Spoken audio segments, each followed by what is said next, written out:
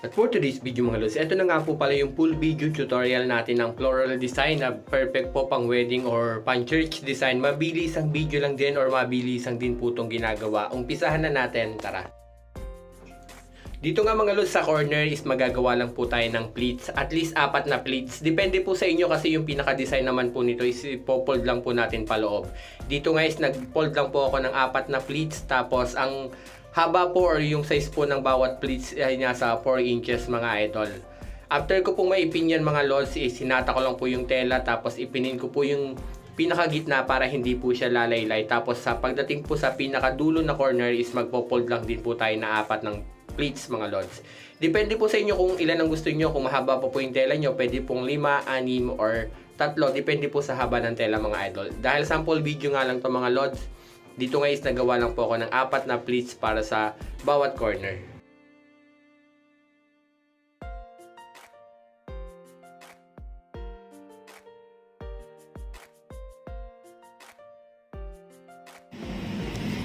At bali dito mga lods, dahil request sa atin to, paano raw kung ang table nila is plastic, hindi raw sila makakapaglagay ng push pin, tapos ng tie wire. Dito mga lods is pwedeng gawin muna natin yung pinaka flower fold bago natin ipin yung pinaka bulaklak sa mismong table.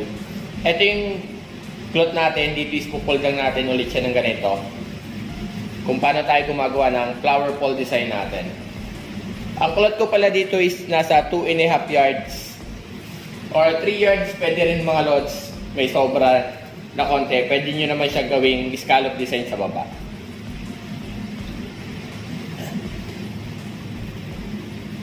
After nyo matali, eto na siya, yan, natali na natin. Dito is magpo-fold lang tayo ng 5 peraso. Yan, ganito yung pagpo-fold yan mga lods yan. After nyo ma-fold, yan, gagawa lang tayo ng 5 piraso. At least nasa 5 to 6 inches yung taas nito. Gagawa tayo ng 5 pieces.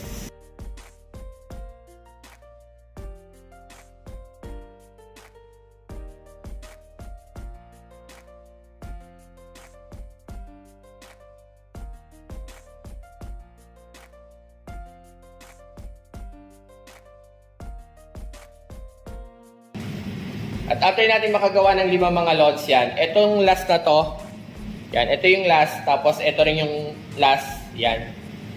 Magdudugtungin lang natin na ganito, yan, parang pa-star. Tapos itatali natin siya ng tie wire. Ito na yung magiging itsura niya, yan. Para na siyang pa-star.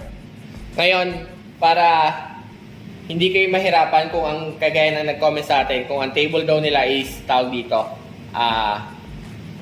plastic, ito na yung pwedeng gawing design. Tapos, itatali nyo muna yung pinaka flower fold ng tie wire bago natin lalagyan ng pin sa gitna. Dito is ilalagyan natin siya ng pin, pero bago natin siya lagyan ng pin, maglalagay muna tayo ng simpleng scallop design sa ating lamesa.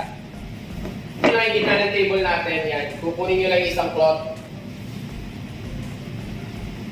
Fold lang natin ng ganito.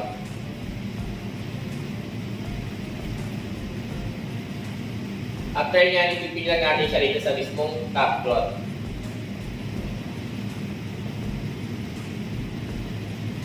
Yan. After nyo mapin mga lods yan, dito naman sa pinaka gilid natin na to, ipopold lang natin yung pinaka pleats paloob.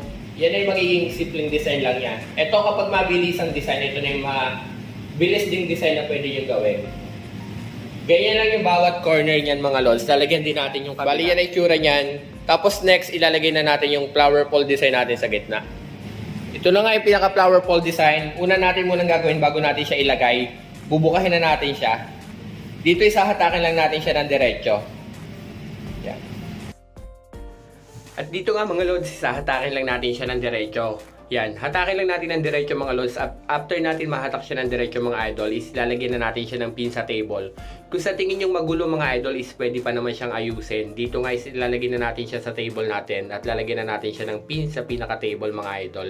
Dito is kung kahoy yung pinaka-table nyo, is pwede siyang thumbtacks. Dito nga is lalagyan natin siya ng pin. At after nyo malagyan ng pin mga lods, dito is pwede nyo na siyang ayusin. Dito i-ayusin nyo lang po yung pinaka-zigzag or yung pinaka-crumple. Bibilugin nyo lang po yung pinaka-flower fold natin mga idol hanggang sa tingin nyo po is maganda na yung pinaka-bilog niya mga idol. Ito na yung ating pinaka-simpleng flower fold design. Tapos nilagyan lang natin siya ng pin sa likod.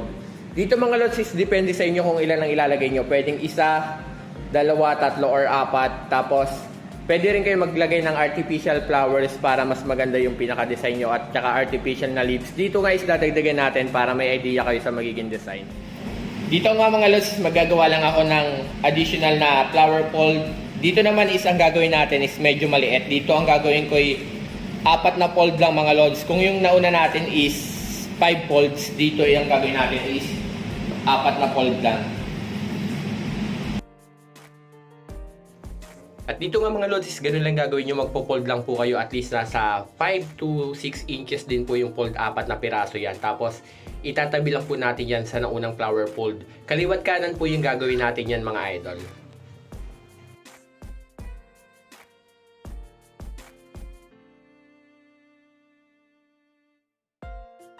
Tapos dito is kung yung pinakamalaki nating design is pasigsag, dito is diretso hatak lang.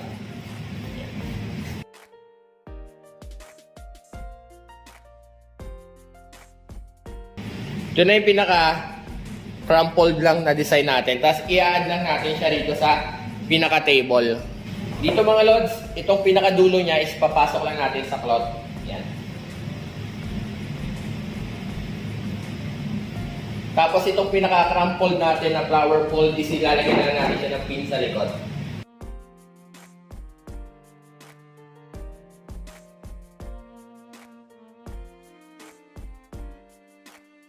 Tapos maglalagay din tayo ulit ng isa rito sa kabila mga idol. At bali ito na siya mga lods kapag naman meron tayong 3 flower fold sa gitna mga lods.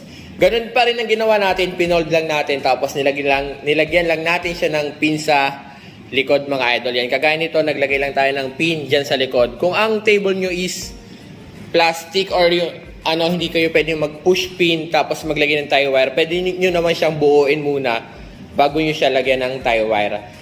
Dito mga lods is maglalagay na lang tayo ng green plant accessories at lalagyan din natin ng artificial flowers yung bawat gilid para naman mas gumanda pa yung design. At ito naman siya mga lods kapag nilagyan natin siya ng green leaves na artificial mga idol. At sa bawat corner naglagay po ako ng artificial na rose at naglagay din po ako ng green leaves accessories mga idol. Yan. Kagaya po nasabi ko mga lods, sobrang bilis lang din po nitong gagawin at yung pinaka pleats po na ginawa nyo sa corner is pwede pong 5 or 6. Dito nga sa gitna is nagdaglag lang tayo ng artificial na dahon. Nasa sa inyo po kung gaano karami ang ilalagay nyo. At kung mayroon pa kayong additional na artificial flowers is pwede rin po yung i-add mga idol. Ang table ko po dito is 2 meters. Ang cloth po natin na green dito is nasa 7 yards. Sobra na.